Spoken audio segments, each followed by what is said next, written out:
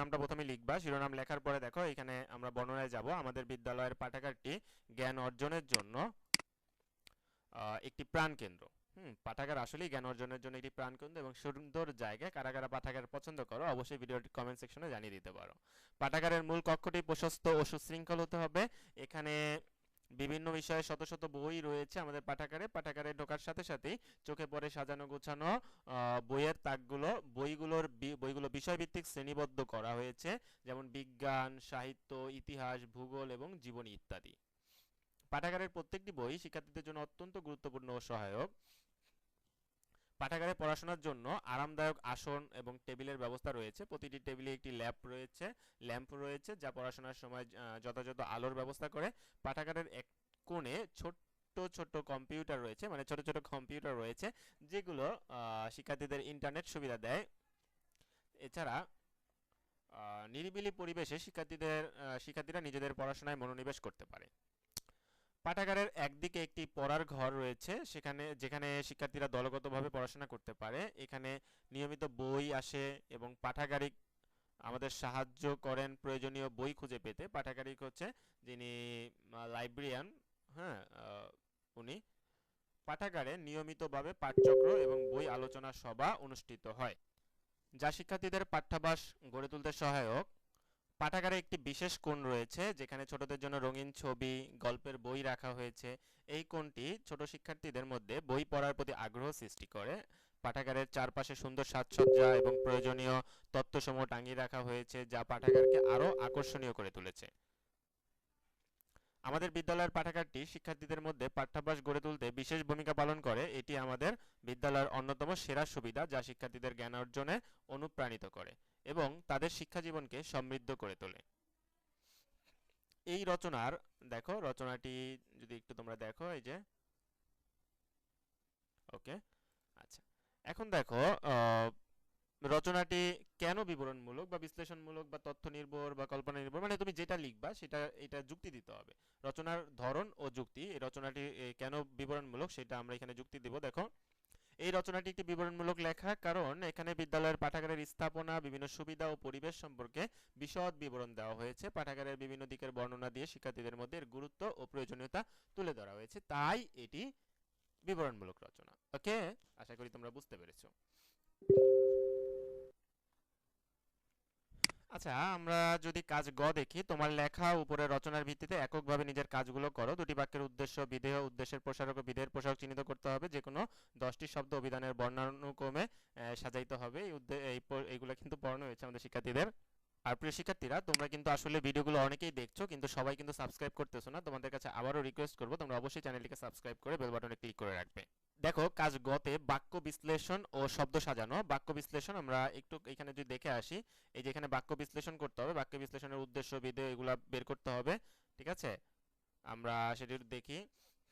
এক নম্বরে বাক্যটা কি? পাঠাগারের মূল কক্ষটি প্রশস্ত ও সুশৃঙ্খল। আর যারা কিন্তু আমাদের ভিডিওটি ভালো লাগবে অবশ্যই কিন্তু কমেন্ট সেকশনে ন্যূনতম একটা কৃতজ্ঞতা বোধ হলেও জানাবে, যাতে আমাদের কাছে সেটা ভালো লাগে যে আমাদের শিক্ষার্থীরা আমাদের ভিডিওগুলো দেখে উপকৃত হচ্ছে এবং তাদের কাছে আমাদের ভিডিওগুলো বা আমাদের ভিডিওর কোয়ালিটিগুলো তাদের কাছে ভালো লাগতেছে, আমাদের উত্তরের কোয়ালিটিগুলো তাদের কাছে ভালো লাগতেছে। এতে করে আমরা অনুপ্রাণিত হয়ে আরো ভালো কিছু দেওয়ার চেষ্টা করবো ইনশাল্লাহ আমি। তো এই কাজটা অবশ্যই তোমরা করবা। খারাপ লাগলেও তোমরা বলবা যে স্যার আমার খারাপ লেগেছে, ভালো লাগেনি। ভালো লাগলে তুমি ভালো বলবা, খারাপ খারাপ বলবা, এটা তোমার একান্ত ব্যক্তিগত অভিমত, তাই না? আচ্ছা, উদ্দেশ্য হচ্ছে কি? এই বাক্যের উদ্দেশ্য দেখো, উদ্দেশ্য হচ্ছে পাঠাগারের মূল কক্ষ। হ্যাঁ, পাঠাগারের মূল কক্ষটি প্রশস্ত ও সুশৃঙ্খল, এটা মনে রাখবা। উদ্দেশ্য হচ্ছে সাবজেক্ট। হ্যাঁ, ইংরেজি বাক্যে আমরা যেভাবে সাবজেক্ট বলি, বাংলা বাক্যে সেটাকে বলা হয় উদ্দেশ্য। আচ্ছা, সরি, এখানে একটু বানানে ভুল হয়ে গেছে। এটা এটা হবে হচ্ছে বিধেয়। বিধেয় হচ্ছে আমরা যেভাবে বাংলা বাক্যে অবজেক্ট বলি, ইংরেজি বাক্যে অবজেক্ট বলি যেটা, সেটা হচ্ছে বাংলা বাক্যের বিধেয়। মূল কক্ষটি, হ্যাঁ, মূল কক্ষটি হচ্ছে কি? পাঠাগারের মূল কক্ষটি, এটি হচ্ছে কি? বিধেয়। আচ্ছা, উদ্দেশ্যের প্রসারক পাঠাগারের এবং আচ্ছা প্রিয় শিক্ষার্থীরা, আগেরটা একটু ভুল হয়েছিল, আমি ঠিকভাবে খেয়াল করিনি, এলোমেলো হয়ে গিয়েছিল। আচ্ছা যাই হোক, এটা আমি নতুন বাক্য নিয়ে এখানে সুন্দরভাবে সাজিয়ে দিয়েছি, একটু খেয়াল করে দেখো।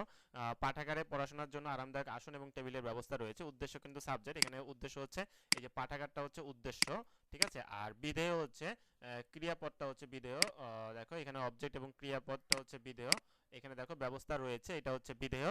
এবং উদ্দেশ্যের প্রসারক যাকে যেটা উদ্দেশ্যকে ধরবে পড়াশোনার জন্য পাঠাগারে, এটা কিন্তু উদ্দেশ্যকে ধরতেছে, ঠিক না? এই কারণে এটা উদ্দেশ্যের প্রসারক। আর বিধেয়ের প্রসারক হচ্ছে আরামদায়ক আসন এবং টেবিলের, এটা কাকে ধরতেছে? ব্যবস্থা রয়েছে, এই বিধেয়কে ধরতেছে। তাহলে যেটা উদ্দেশ্যকে ধরে সেটা হচ্ছে উদ্দেশ্যের প্রসারক, যেটা বিধেয়কে ধরে সেটা বিধেয়ের প্রসারক। আশা করি বুঝতে পারছো। এরপরে দেখো, পাঠাগারে নিয়মিত নতুন বই আসে। তুমি একটু বুঝে নাও আমার কথাগুলো শুনে, কারণ তুমি যদি এটি নোট করো আমার কথা না শুনে, তাহলে হবে কি, আমি বুঝাই দিচ্ছি, এটা যদি তুমি বুঝতে পারো তুমি কিন্তু ভুলে গেলেও লিখতে পারবা। আর যদি এইটা তুমি মুখস্থ করো, ভুলে গেলে কিন্তু ভুল হয়ে যাবে। দেখো এখানে উদ্দেশ্য হচ্ছে পাঠাগার, হ্যাঁ, এটা হচ্ছে আমাদের সাবজেক্ট। আর কি আসে? বই আসে। এটা হচ্ছে, দেখো বই হচ্ছে অবজেক্ট এবং আসে হচ্ছে ক্রিয়া। অবজেক্ট এবং ক্রিয়া মানে হচ্ছে এটা হচ্ছে তোমার বিধেয়। আর উদ্দেশ্যের প্রসারক এই যে নিয়মিত। নিয়মিত কাকে ধরতেছে? নিয়মিত কোথায় আসে? পাঠাগারে কিন্তু আসে, হ্যাঁ, পাঠাগারে আসে। আর কি আসে? নতুন। নতুন পাঠাগারে না নতুন বই? অবশ্যই নতুন বই।